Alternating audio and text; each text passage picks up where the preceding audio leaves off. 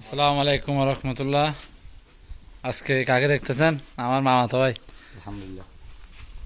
মামাতো ভাইও মোটামুটি ফার্ম সেক্টরে যাচ্ছে। এই আপনার চাকরির পাশাপাশি ও একটা মলে মানে মাদ্রাসায় থাকে এবং ইমামতি করে আর কি। তো আসলে আমাদের একদম ক্লোজ আপন মামাতো ভাই, প্রায় সময় আসে এখানে, আসা যাওয়া হয়। তো আজকে শুক্রবার, বন্ধর দিন, চলে এসেছে বাগানে। তো কি অবস্থা ভাই, আলহামদুলিল্লাহ। কেমন লাগতেছে? আলহামদুলিল্লাহ, খুব সুন্দর লাগতেছে। হ্যাঁ, তো আপনি তো মোটামুটি 1 মাস পর আসলেন মনে হয় আজকে আবার। 1 মাসে বেশি হবে। হ্যাঁ, তো কেমন লাগতেছে মোটামুটি? আগের চেয়ে একটু পরিবর্তন হয়েছে গরু? অনেক পরিবর্তন হয়েছে মাশাআল্লাহ। পরিবর্তন হবে ইনশাল্লাহ, আরও পরিবর্তন হবে, যেহেতু এখনো ছোটো তো গরুর একটা বয়স থাকে। যেমন কি আমাদের একটা ছেলেদের বয়স আছে, বয়সের মধ্যে দেখবেন হঠাৎ এটা ওই শরীরের পরিবর্তন। একটা বড় ছিল যখন হইছে না। হ্যাঁ হ্যাঁ, ওইটা ওইটা দেখেন।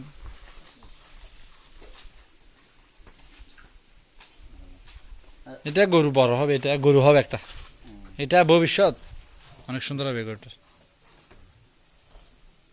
এটা নাভি কম্বল একেবারে 100 এই যে। ঠিক আছে। এটাও এটাও এটাও কিন্তু গরু সুন্দর।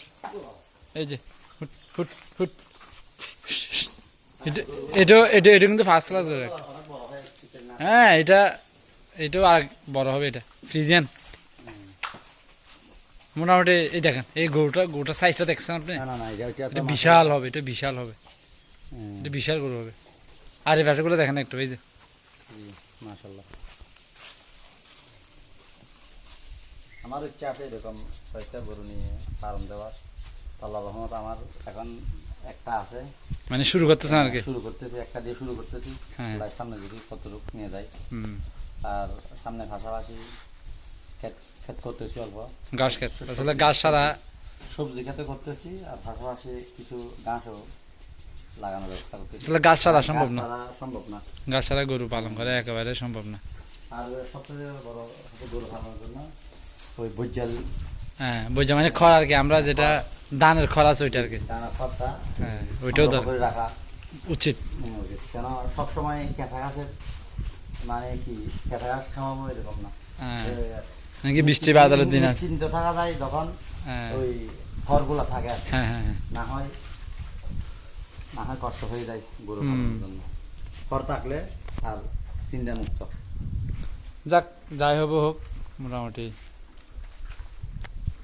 মাঝে মধ্যে আসে, এসে দেখে আর কি, ভিজিট করে আর কি, এই কেমন লাগছে জিনিস। ভালো লাগতে থাকে। কেন ম্যাক্সিমাম আগ্রহ হয় দেখা হয় যখন একে অপরের কাছে যায়। ম্যাক্সিমাম মানুষের আসলে আশা থাকে এই আপনার একটা ফার্ম দেওয়ার, তবে ওরা চিন্তা করে জব করার পর বা চাকরি করার পর ফার্ম দেবে, তখন তার বয়স হয়ে যায়, তার বয়স হয়ে যায় 50 বছর, 50 বছর সে ফার্ম দেবে, সে তার সাফল্যটা দেখতে পারবে না। কেননা গরু ফার্মের সাফল্য আস্তে আস্তে মিনিমাম 5 বছর লাগে। না লাগবে, কেননা আপনার এটা তো হুট করে ধরে সবকিছু হয় না। এটা একদিনের ব্যবসা না, এটা কিন্তু টাইমের ব্যবসা আছে। এটা যদি ব্রয়লার মুরগি যেটা আছে, এটা কিন্তু আপনার জুয়া খেলার মতো, এটা আপনার লাভ হলে হয়, লস হলে হয়। কিন্তু গরু ফার্মে মোটামুটি লস কম হয়, তবে লাভটা একটু আসতে হয়, এটা আর কি। তো যারা ফার্ম করবেন তারা মোটামুটি আস্তে ধীরে করবেন, কারণ এখানে একদিন লাভ হওয়া যায় না, লাভ হতে সময় লাগবে, মোটামুটি এটা আর কি। তো সবাই ভালো থাকবেন। গরু ভাই কয় পিস এখন বর্তমানে? এখানে গরু মোটামুটি আছে 40 মতো, 40 পিসের মতো থাকবে, আরও কিছু বাসায়ও আছে, সব মিলে আর কি।